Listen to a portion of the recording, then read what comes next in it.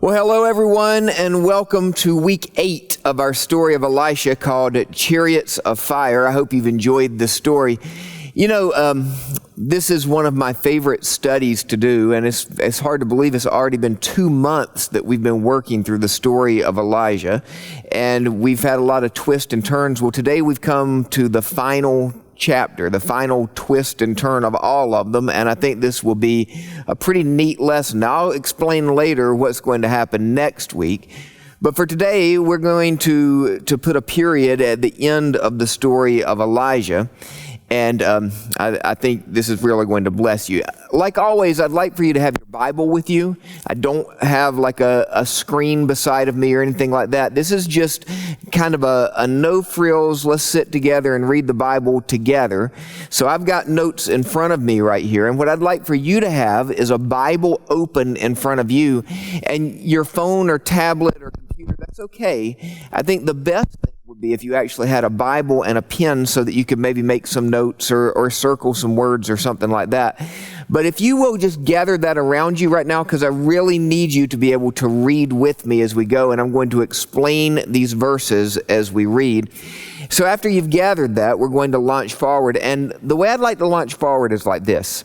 You know, when I go to the supermarket, I love to look at the big tanks that have the lobsters in them. I just think those are fascinating.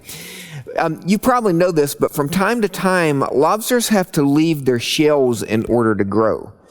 Now, the lobster needs the shell to protect them from being torn apart. And yet, as they grow, the old shell has to be abandoned because they outgrow it. And if they didn't abandon it, then that old shell would eventually become a prison and eventually their casket, because they wouldn't be able to move in there. But there's always this tricky time for the lobster. It's a brief period of time between when the old shell is discarded and the new one is formed. There's just some really vulnerable days in there, and that transition can be very scary to the lobster, because not only are they cartwheeled around by currents, but there are lots of hungry fish that would only be too happy to make them a part of the food chain. And because of that, for at least a while, you've got to think that that old shell looks pretty good to a lobster. You know, it didn't fit right, but there's that time where they must look back and say, I really miss that thing. Now, in that regard, you and I, we're no different, easy for you to say, we're no different from lobsters. Because to change and grow, sometimes we have to discard our old shells. You might have to discard a structure or a framework that you depend on, and that can be really scary because change makes people feel vulnerable and uncertain, and yet discipleship means being so committed to Christ that when He bids us to follow, that we will change and risk and grow and leave those shells behind. And during that period of time, during that vulnerable period of time in transition, what we most need to practice is what Brennan Manning calls ruthless trust. In fact, he wrote a book by that title, Ruthless Trust. And in this book, he tells the story of Jack Kavanaugh, who went to work for 3 months at the House of the Dying in Calcutta. That's where Mother Teresa was. That's not really a pleasant holiday. In fairness, he went not only to give help, he actually went to receive help, because he was seeking a clear answer about how to spend the rest of his life on this earth. And so the first morning that he was there, he met Mother Teresa, and she asked him, she said, so what can I do for you? And Kavanaugh said, well, Mother Teresa, I'd just like for you to pray for me. And she said, certainly, what would you like for me to pray for? And he said, would you please pray for clarity? That's what's carried me halfway around the world. Would you pray that God would give me clarity? And Mother Teresa said, no, I will not pray for that. And he was just shocked. And he said, why not? And she said, because clarity is the last thing that you're clinging to, and you need to let go of that. Well, Kavanaugh was trying to really process that. You know, what does that mean? Clarity is the last thing that I'm clinging to. And finally, he said to Mother Teresa, he said, well, you seem to have the clarity that I'm longing for. And she laughed and she said, son, I have never had clarity, but what I've always had is trust. And so I'll just pray that you learn to trust God. So I think that's a very cool story, because during these imposing, harrowing transition times in life, during the times when you feel your life is moving out of the safety of what you've known and into the darkness of the unknown, what you and I need the most is trust, ruthless trust. And if somehow we can cling to God during those moments, then eventually we'll settle into a new shell that's bigger and stronger and more suited to your needs. Now, I say all of that obviously because it relates to our good friend Elijah. We've been studying his story now for the last 8 weeks. And during that time, we followed our hero from the palace of King Ahab, where he boldly announced God's judgment on Israel, to the brooks of Cherith, where he learned to trust God in a really tough place, to the widow's house at Zarephath, where God really defined him and molded him, to the top of Mount Carmel, where he stood tall against the prophets of Baal, to the lonely wilderness, where he crashed into a pit of depression and despair, to the top of Mount Horeb, where God gently restored him. And through all of that, and then afterwards, Elijah's life is just this study in growing and maturing and moving closer to God, because in victory and in defeat, he always seemed to land just a few steps closer to the Lord he served. And today we're going to see his final step. But before we dig into that, I need to explain that today's story is not only about Elijah, it's also about his protege, Elisha. And see, we haven't talked much about Elisha during this series, just a passing mention a few weeks back. So let me back up a little bit and remind you how he came into this story. Look back, if you've got your Bible, and I really hope you do, at 1 Kings 19, and try to remember this scene, all right? Elijah has been following God's leading to Mount Horeb. And finally, God passes by where Elijah is standing. And God says, "What are you doing here, Elijah?" And if you remember, Elijah kind of gave the sob story, Lord, I'm working for you, and I'm doing all this stuff, and I'm the last person out here working. And at the end of this whole thing, God says, "Okay, thank you for sharing. Now listen, there's still work to be done, and I want you to get back in the game. But just so you know, Elijah, you're not alone out there, because I haven't left you, and I've left a remnant of believers that you don't even know about, and I'm going to give you some help. So go and find Elisha and anoint him, because he is going to be your successor. You're his mentor, he's your mentee, and one day he's going to be your successor as chief prophet in Israel." Now, God actually, if you look at chapter 19 there, God actually gave Elisha a pretty long to-do list there on the mountain. And finding Elisha was not really first on the list. But guess where Elijah went when he came down from Mount Horeb? Look at verse 19. This is 1 Kings 19:19. So Elijah went from there and found Elisha, son of Shaphat. He was plowing with 12 yoke of oxen, and he himself was driving the 12th pair. Elisha went up to him and threw his cloak around him. Now, this is a weird thing that I just said, but try to picture this thing, because it's really important to where we're headed tonight, all right? Elijah finds young Elisha out working in the fields. And Elijah comes up to him, and he takes off his mantle, his cloak, and he throws it around Elisha's shoulders. Now that seems strange, but you got to understand that the mantle, this cloak, was the official garment of the prophet. It's kind of like his badge, it's his credentials. That mantle represented his calling. So when Elijah threw it around Elisha's shoulders, it was symbolic of a call on Elisha's life, that God had called him to be a prophet. And Elisha understood that immediately. Look at verse 20. Elisha then left his oxen and ran after Elijah. "Let me kiss my father and mother goodbye," he said, "and then I will come with you." "Go back," Elijah replied. "What have I done to you?" So Elisha left him and went back. He took his yoke of oxen and slaughtered them. He burned the plowing equipment to cook the meat. He gave it to the prophet, and they ate. And then he set out to follow Elijah and become his attendant. Now you got to see how quickly Elisha responds, because I really want you to feel his passion and his openness to God's leading. He immediately says, Elisha says, hold on, I'm ready. Let me go and tell my folks goodbye. And before you shrug that off, you've got to understand that Elisha, by all appearances, came from a wealthy family. I mean, how many people do you know that would have 12 pairs of oxen all plowing the field at the same time? And if you say, well, I don't know anybody who has any yoke of oxen, well, let's put it in today's terms. Elisha was driving like the 12th massive four-wheel drive tractor. All right, I mean, this is a lot of land. They've got a lot of money. And leaving that lifestyle for Elijah's very unglamorous life, that wouldn't have been easy. But Elisha is a man of character. And his response is immediate. He goes home, he announces his call into ministry, and then he sacrifices the oxen that he has been plowing with. This is a very expensive meal. He sacrifices the oxen, and he even burns the plowing equipment as fuel. It's like he's saying, I've made this decision, I'm going to follow God, I'm going to work with Elijah the prophet, and I am not coming back. Today we would say Elisha burned his bridges. This is a very humble thing for a kid who has wealthy parents to do, because he left everything. He took up the life of a prophet. He became Elijah's servant.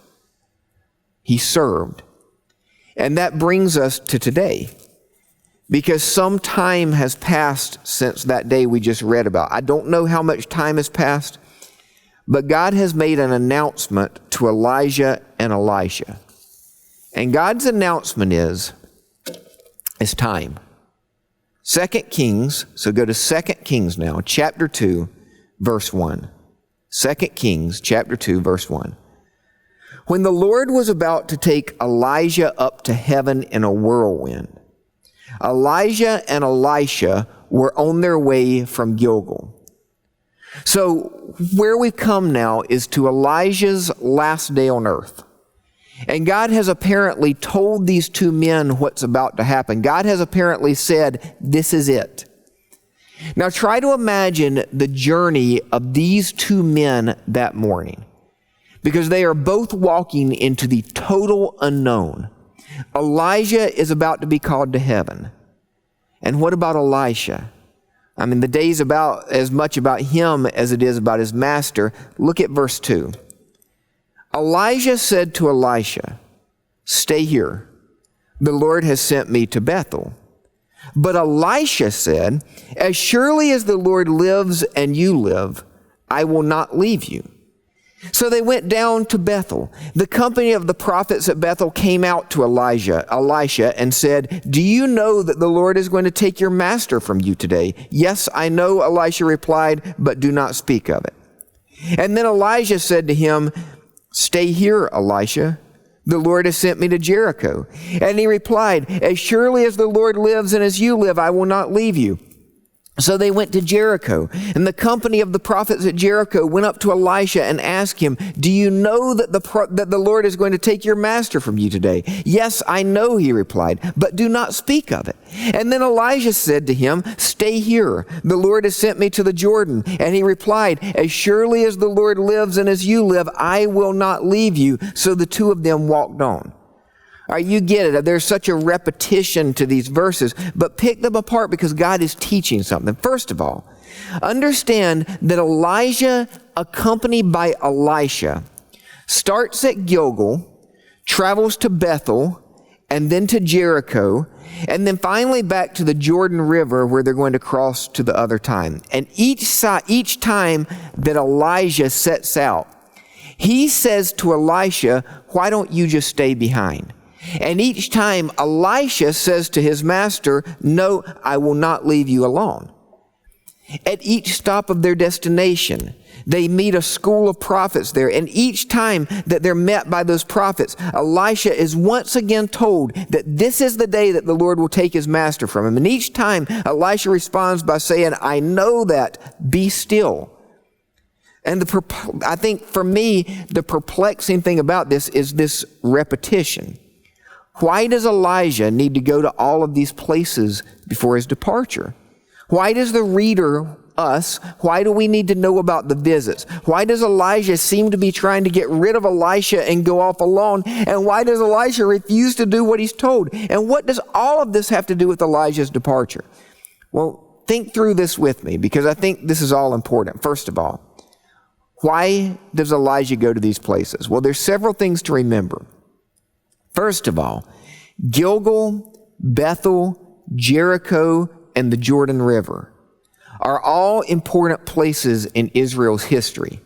All right, you may not know that, but Gilgal was the place of the beginning. It's the place, Gilgal is where the children of Israel camped before they crossed into Canaan. All right, it's the place where they stood on the edge of the battle and they listened to Joshua's pep talk at Gilgal. Bethel was the place of prayer. It's the place where Abraham built an altar and met with God. Jericho was a place of battle. It's the place where God's people drove in a wedge into the opposition. It's kind of, Jericho to the Hebrews was kind of like Normandy in World War II. It's like D-Day. It's the place where they carved out a spot and started to move from there. So as Elijah makes this circuit, I think this is kind of like there's some nostalgia involved. It's a farewell moment. Maybe he was symbolically claiming each of these places back for God. But something else to consider is that each of these places housed a school of prophets. See, you might not have even known that was a thing, but it was kind of like a seminary that had been established by Samuel. Samuel had established these. Elijah was regarded as the most prominent prophet of the day. And so all the prophets kind of looked to him for leadership, which might explain this circuit and the repetition of the scene. See, God is directing Elijah to visit every school of prophecy on the way to the Jordan River. And at each place, God has already revealed to the young prophets what was happening. And so as a result, virtually every prophet in Israel knew that this day was Elijah's day to depart and be taken from Elisha. I mean, it's almost like God wanted Elijah to make this last circuit with Elisha so that by the time the day was over, all of the prophets would recognize that Elijah was gone and hopefully that they would accept Elisha as his replacement. I think God was organizing and orchestrating all of these final events in Elijah's life in such a way so that he could accredit Elisha as his replacement. And one more thing. I think it is very significant that Elisha refuses to leave Elijah at this moment. Some writers say that maybe Elijah is like testing his student to see what he was due, but I just get the feeling that Elijah's caught up in the emotions of this moment and he kind of wants to trudge off alone to the river Jordan. I just think that fits his personality. He's a little bit melancholy. Earlier, if you remember, he left his servant behind so that he could go die alone in the desert. And I just get the feeling that he's kind of doing the same thing. He's going to go off by himself and it's over. Except that Elisha will have no part of that. And he won't even let the prophet stay in Elijah's ear about it, but he won't leave him either. Because Elisha has faithfully followed Elijah as his servant. Since the day that Elijah threw that mantle around his shoulders, he has been determined to serve him. And to this very moment, he's determined to serve him. If you remember earlier, Elijah was on the mountain. And he said to God, he said, look, this is Elijah who had asked God to let him die in the desert. And he's now on the mountain and he says to God, I alone am left. God, I've been out here working for you. I've been going crazy. I'm carrying all this burden. And now I'm the only one left. And now what we see is that this is not going to be the case at the end of his life, because Elisha is committed to be with his master to the very end, no matter what that might mean, because he is a faithful servant and he is a man who serves his master well. Good leaders begin as good servants, and good leaders continue to be good servants. Jesus taught that. 2 Kings chapter 2, this is verse 7. 50 men of the company of the prophets went and stood at a distance, facing the place where Elijah and Elisha had stopped at the Jordan. Elijah took off his cloak, rolled it up, and struck the water with it.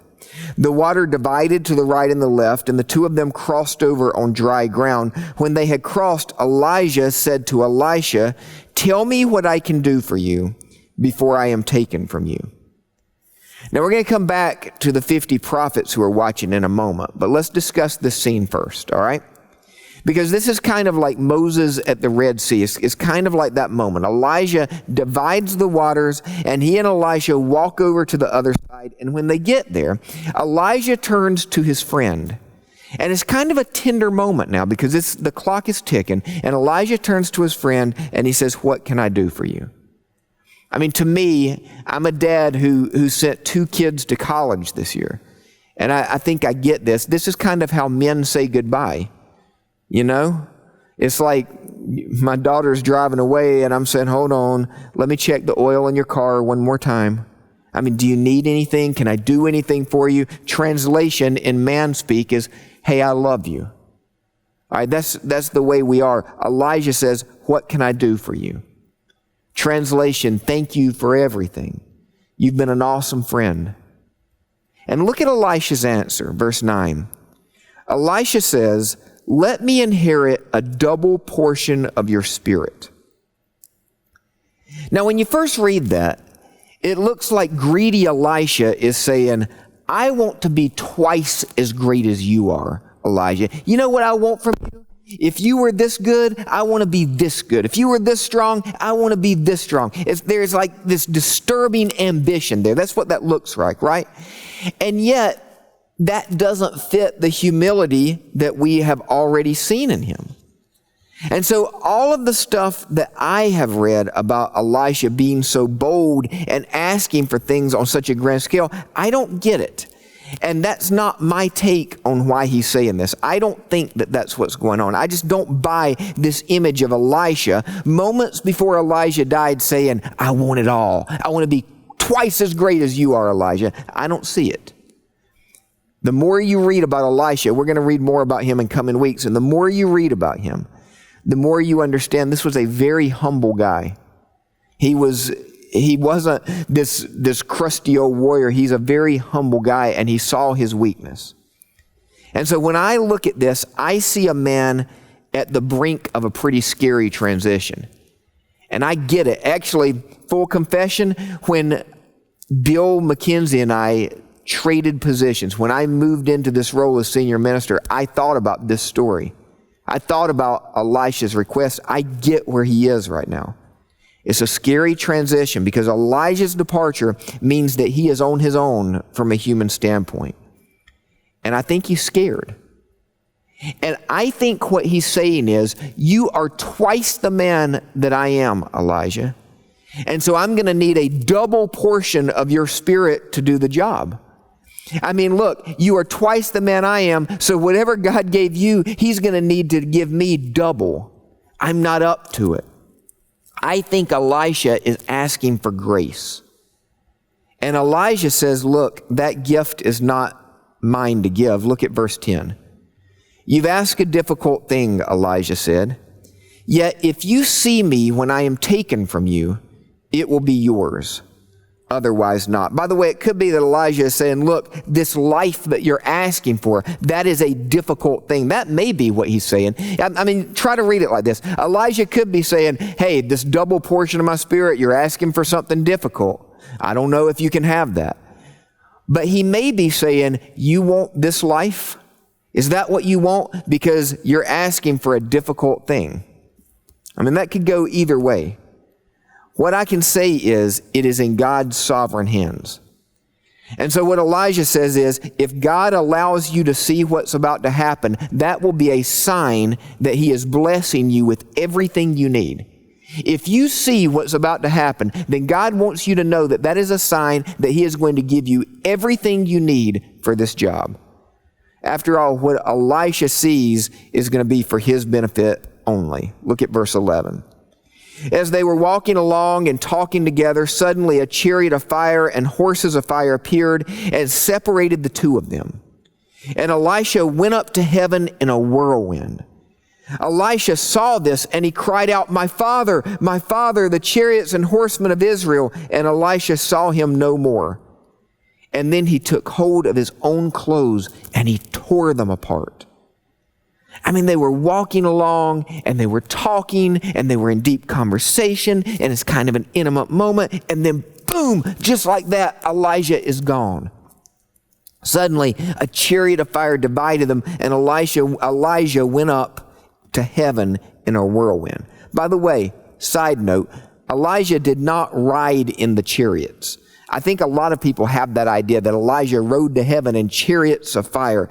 I know I was raised to think that, but apparently the chariots and horses were his escort, and God allowed Elisha to see them. And if you can just imagine this moment from his point of view, he saw the chariots, he cried out in amazement, his heart was pounding in his throat, his eyes were as big as saucers, his adrenaline must have surged, and then whoosh, the whirlwind blew hard against his robe and his hair and his beard, and Elijah was gone. Just like that, Elijah was gone. And don't you bet he was frightened. And don't you bet he was insecure, and don't you bet he felt vulnerable and unsafe almost, like a lobster without a shell. And so what do you do at that moment? You grieve. That's what he did first. He grieved. He tore his clothes and he grieved because his heart was full. And then he did the other thing that all of us have to do at those moments. Trust God and go on. Keep moving until God calls you. Verse 13, he picked up the cloak that had fallen from Elijah, and he went back and he stood on the bank of the Jordan. And then he took the cloak that had fallen from him and struck the water with it. Where now is the Lord, the God of Elijah, he asked. And when he struck the water, it divided to the right and to the left, and he crossed over. And the company of the prophets from Jericho who were watching said, the spirit of Elijah is now resting on Elisha. And they went to meet him, and they bowed to the ground before him. See, you got to remember, these guys have seen everything, except they didn't see everything. And what I mean is, they saw Elijah fly off in the wind, but they didn't see the chariots and the horses. But now they see Elisha return alone. And he parts the waters just like Elijah did. And suddenly everything is very clear. God had taken Elijah and God had appointed Elisha as his successor. And they immediately submit to his position because God has organized this smooth transition, and God is going to take care of Elisha just as he took care of Elijah. And by the way, speaking of true smooth transitions, I want you to notice that God's program does not miss a beat. See, Elijah had once remarked, God, I'm the only one left. It's just me. I mean, he was almost insinuating, God, if I die, your plan is going to be ruined. But God is never caught short-handed. He has groomed Elijah's replacement, and now after a stunned moment, Elisha picks up Elijah's cloak and he crosses back over the Jordan to begin his own ministry. Exit Elijah, enter Elisha. You know, I imagine there were a lot of days later on when Elisha stopped and picked up that old cloak and remembered the life of his friend and mentor. How he stood before Israel representing God's presence and proclaiming God's message, and that memory probably strengthened him. And maybe it saddened him a little bit too. But here's why it definitely strengthened him. Because he was strengthened by the knowledge that one day the same God that took Elijah would also take him too. In a different way for sure, but to the same destination, because Elisha knew that he would one day see his friend again. And that's the same hope that we have. A sovereign God with an unstoppable plan. Which means that even when we don't have clarity, we know we can trust him. So that's where we're going to leave our friend Elijah. His ministry is over, and he's moved on, and he's in paradise.